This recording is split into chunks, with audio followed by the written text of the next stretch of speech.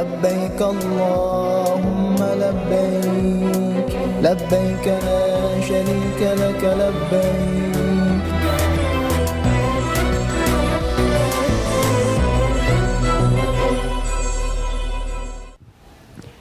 Pemirsa, melaksanakan umroh wajib tidak akan terasa sempurna jika jemaah calon haji tidak melaksanakan sholat fardu di Masjidil Haram. Namun perlu diperhatikan waktunya agar para jemaah bisa nyaman dan aman dalam beribadah mengingat cuaca terik di Tanah Suci.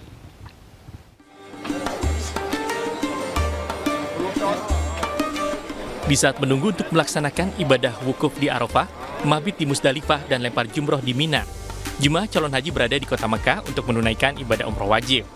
Tetapi bukan berarti mengabaikan ibadah sholat fardu di Masjidil Haram, tak terkecuali jemaah calon haji lansia.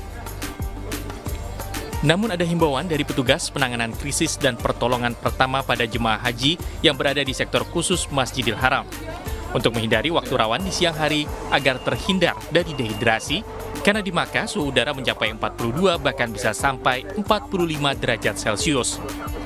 Saya menghimbau kepada para jamaah untuk agar dapat datang ke Masjidil Haram pada jam-jam setelah habis subuh.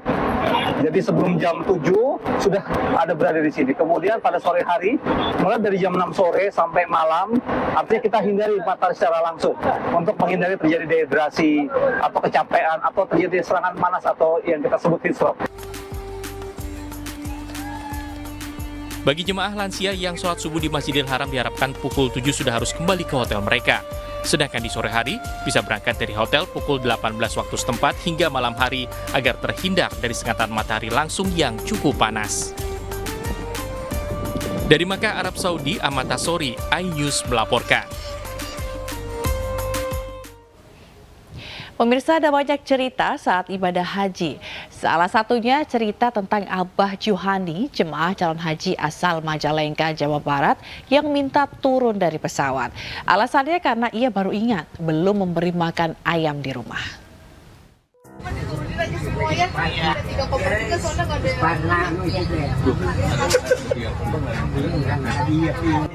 Viral di media sosial, seorang kakek memaksa pramugari minta turun dari pesawat. Jemaah calon haji asal Majalengka ini teringat ayamnya di rumah yang belum diberi makan.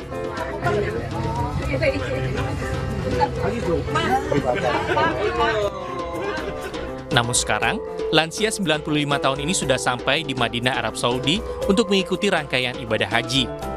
Karena usianya yang sudah mendekati 1 abad, Abah Juhani sempat alami demensia atau penurunan daya ingat. Betulnya Bapak ini sudah termasuk demensia karena usianya lebih dari 60 tahun dan sempat mengalami penurunan hilang ingatan. Saat kondisi di pesawat itu beliau ingin turun, tapi alhamdulillah sudah diberikan obat penenang. Kemarin sudah kami konsulkan juga dengan spesialis jiwa di KKHI, dinyatakan diagnosis demensia dan mendapatkan obat penenang. Saat ini, Abah Juhani semakin membaik dan mulai tenang meski jauh dari keluarga serta hewan peliharaannya. Sehingga petugas dan sesama jemaah calon haji bisa bersenda gurau di ruangan hotel.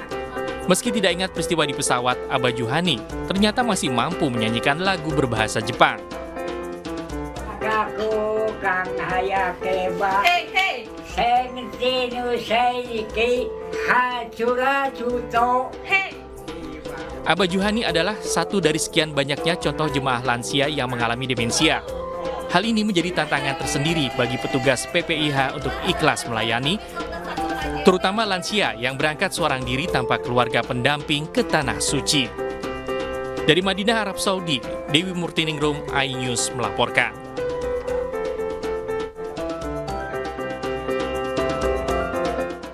لبيك اللهم لبيك لبيك لا شريك لك لبيك.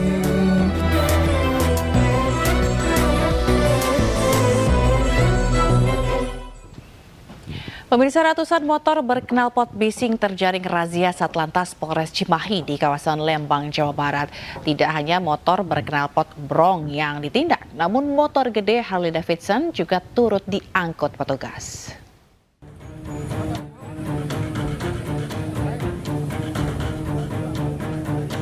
Dianggap mengganggu ketertiban masyarakat, ratusan sepeda motor berknalpot bising yang tidak standar dan motor gede Harley Davidson terjaring razia Satlantas Polres Cimahi di kawasan Lembang, Kabupaten Bandung Barat. Satu persatu kendaraan motor berknalpot bising diperhentikan lalu ditindak tegas. Razia dilakukan karena laporan warga yang terganggu akibat kendaraan yang menggunakan knalpot bising. Operasi knalpot tidak standar ini kami lakukan karena banyak aduan dari masyarakat, khususnya warga Lembang, kemudian yang sudah resah dengan adanya samori yang kendaraan yang knalpot tidak standar atau brong. Dalam razia ini polisi menahan lebih dari 100 motor yang menggunakan knalpot yang tidak sesuai standar dan menindak sepeda motor yang tidak memakai helm dan tidak ada plat nomor. Kendaraan bermotor yang tidak dilengkapi STNK akan ditahan sementara di Satlantas Polres Cimahi.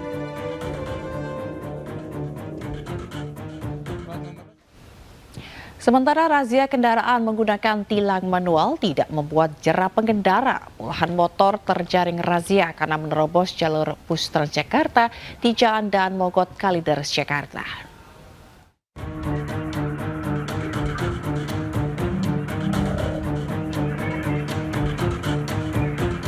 Sejumlah pengendara motor kocar-kacir nekat berputar arah untuk menghindari razia tilang manual di jalur bus Transjakarta, Jalan Daan Mogot, Kalideres, Jakarta Barat.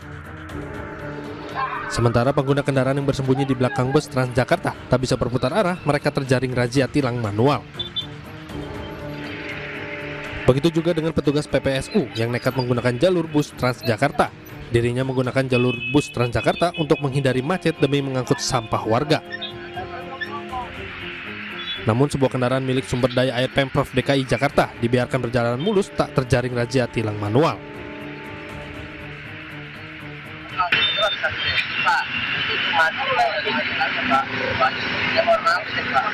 Tapi tahu nggak kalau jalur busway itu dilarang? Seorang pengendara motor yang terjaring razia mengaku nekat menggunakan jalur bus Transjakarta untuk menghindari macet agar cepat sampai di tempat kerjaannya. Emang mau kemana? Ya Pak. Ya. Kan lewat situ bisa. Petugas kepolisian lalu lintas sektor Kalideres tak hanya melakukan tilang manual terhadap kendaraan yang menggunakan jalur bus Transjakarta. Namun pengendara motor yang tidak mengenakan helm di jalur biasa turut terjaring razia. Dalam razia kali ini sebanyak 25 pengendara motor terjaring tilang manual.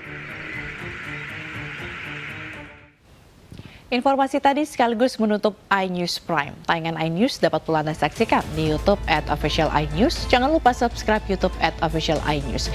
Saya Fazilah Khairunisa dan kerabat kerja yang bertugas undur diri. Terima kasih atas kebersamaan Anda. Selamat malam dan sampai jumpa.